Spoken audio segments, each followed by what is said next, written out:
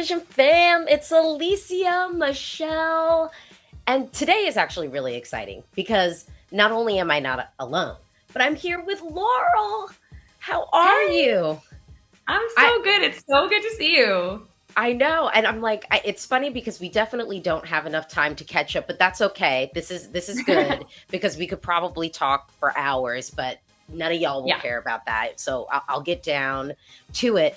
I mean, you've been around these Eurovision streets for a minute at this point. You've done backing vocals, you've been a songwriter, you've done several different, written for lots of different national selections and had songs for different countries. Now, I got to tell you when you were announced for Mel Fest, my only surprise was that it wasn't Germany. I was just thinking you were gonna represent Germany. I don't know why. I know you live in Sweden, but I was thinking Germany. So, what was that process like to find out that you were going to be at Melfest this year?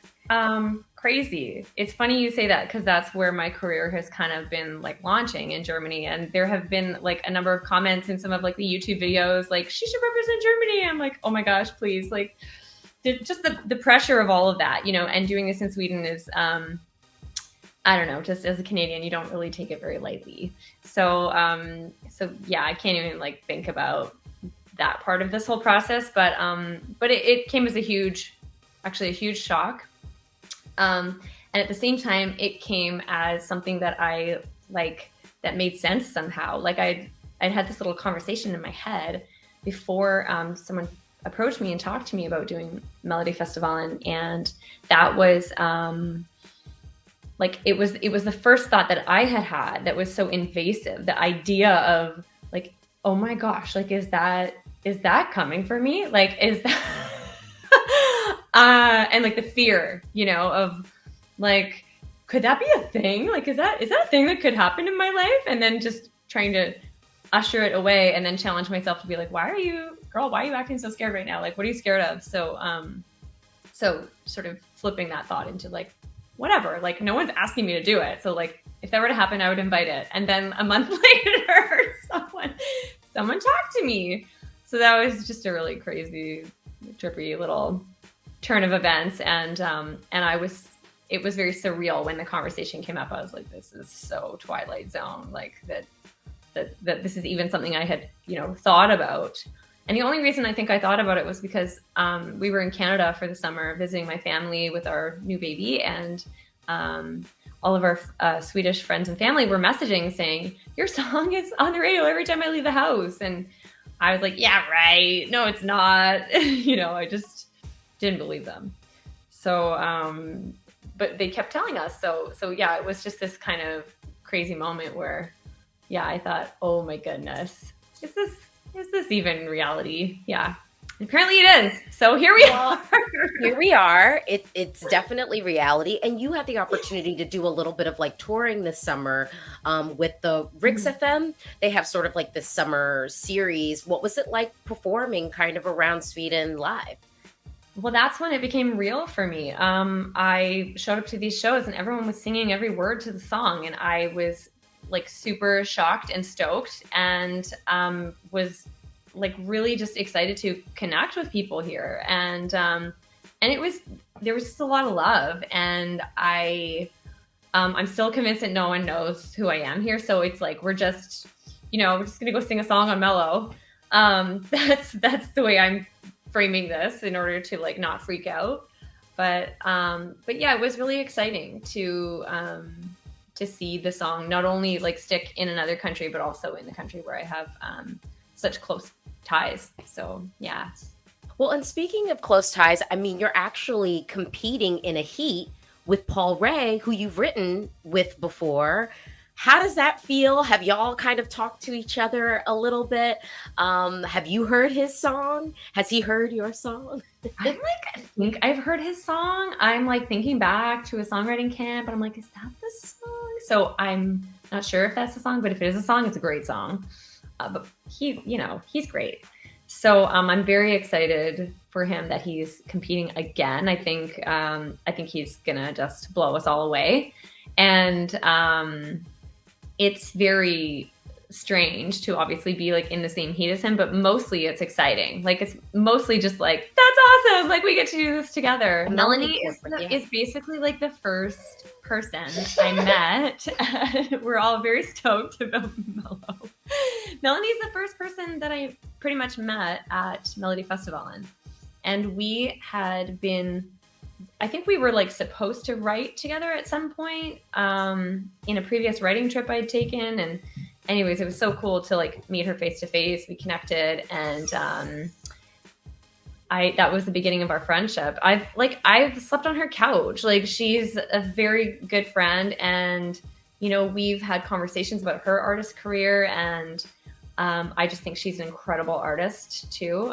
Along with all the artists in that week, I'm like, wow, this is not going to be an easy week. Woo! But she's a very special human, and has a very special voice, and has a very special ability. So I like, it's the weirdest full circle moment, and so amazing, you know, to be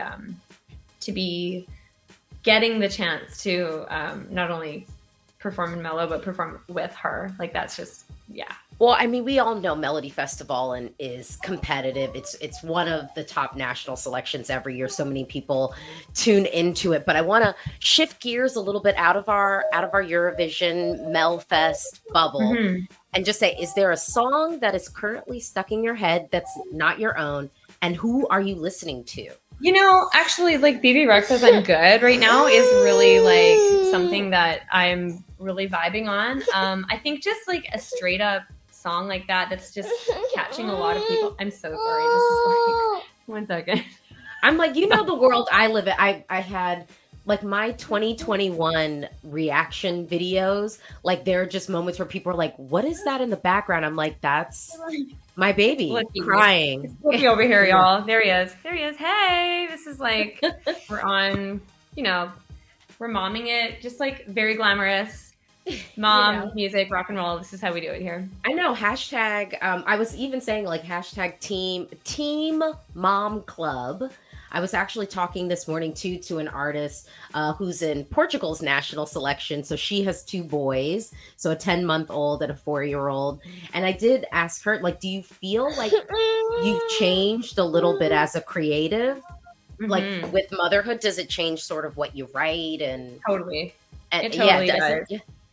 Yeah, it does. I think it's just about like not having as much time, so you're just on high alert. Like your eyes and ears are open in a different way. And parents that I work with, I mean, a lot of the team that I work with here in Sweden on my artist project, they're parents, and you know they've told me that would happen, and I was like, yeah, whatever. They also told me like, get everything done before you have a kid. Like just get it all done now. That vocal that you need to track that you just like think you can do later, you can't do it later.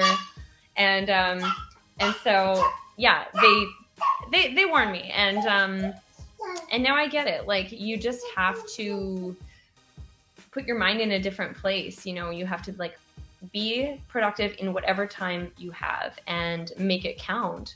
And it's not just because you don't have the time. It's because you want to be spending your time with like this awesome little person that's like growing and changing every day. So it's really like pulled me in a lot of directions and stretched that crazy amount of energy that I do have in like, yeah. Fully. I can definitely relate. It's like even the people like at my job are like, so you've got a podcast, you do all this Eurovision stuff, and like I have a legit full-time job that is, and I tell folks, I'm like, and it is like high pressure. It's not like I don't have like a chill job. I tell people, I'm like, I really don't know, but you will be surprised how much energy you can tap into. And I would say I sleep harder than like I've ever slept in my life. Like I used to have the like, you lay down and you're tossing and turning. It's like, no, when I go to bed, like I'm out. It's just like, well, I'm awake like multiple times every night still, so that's like my life. So it's actually going to be interesting, like leading up to Mello. Like my family's coming with me to the show because Indigo is still so young. So yeah, that week, like when I step on stage, people can know that I was up at like 11 p.m., 3 a.m., 5 a.m. and then we're gonna rock the stage. The usual stuff, superhero Get energy. used to it, you do. Yeah.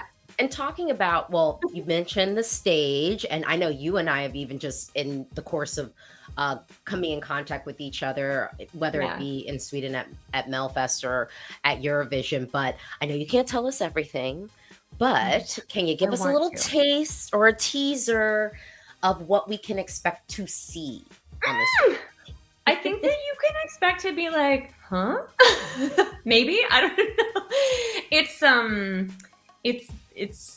I'm like really amazed at how open SVT was to like some of the ideas that we were throwing around, and we're gonna be like trying some new things, and I'm just super excited because I feel like with writing music, like especially in the last like couple years, it's been really fun to just push myself and to be pushed by the people around me to just like try things, like, and just be as weird as possible. And so that also kind of, I think, is kind of that experimental like feeling is kind of playing into this number a little bit too.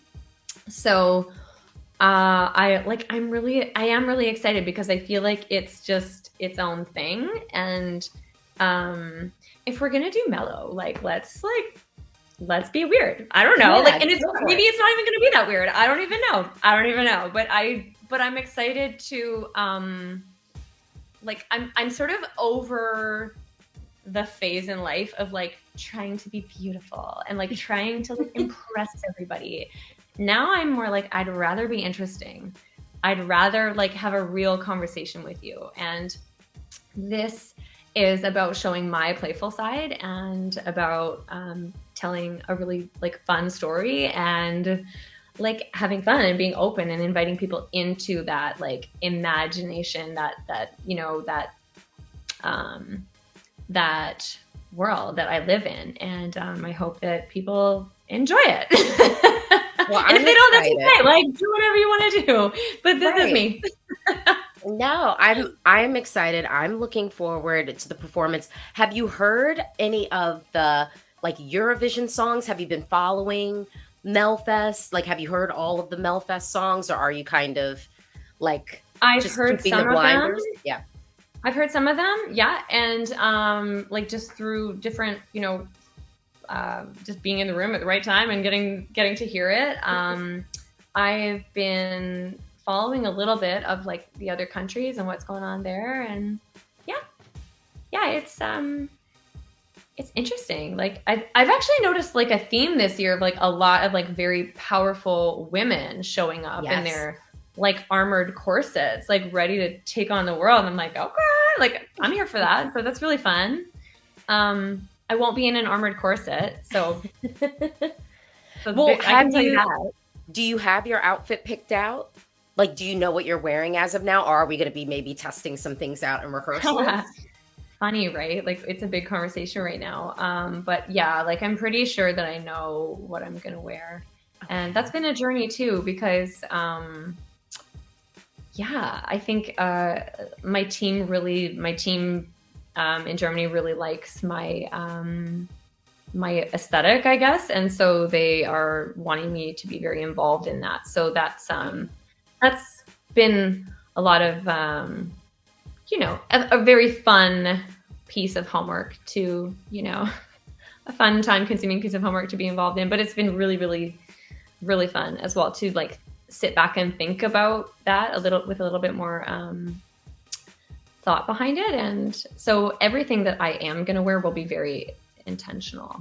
And okay. Yeah, it's very intentional, and it's very like my way of just doing me. And I don't know, there've just been so many people in my career that have been like, you can't do that, you can't do this, you can't wear that, you can't, blah, blah, blah, blah, blah. And it's just like, I'm gonna do what I'm gonna do. And hopefully not to the point of like driving myself into like a hole, or like, you know what I mean? But just for the sake of just being genuine, so that's like my goal, is to just like come as me. So Well, I think that that's the perfect way to close out. Intentional, genuine, and just being you. Well, thank you so much for talking with me today. Best of luck. Break a leg. You know there's Thank going to be a whole you. bunch of people rooting for you, and we know you're not going to embarrass us. So I'm just Ah! gonna I'm just gonna be happy about that.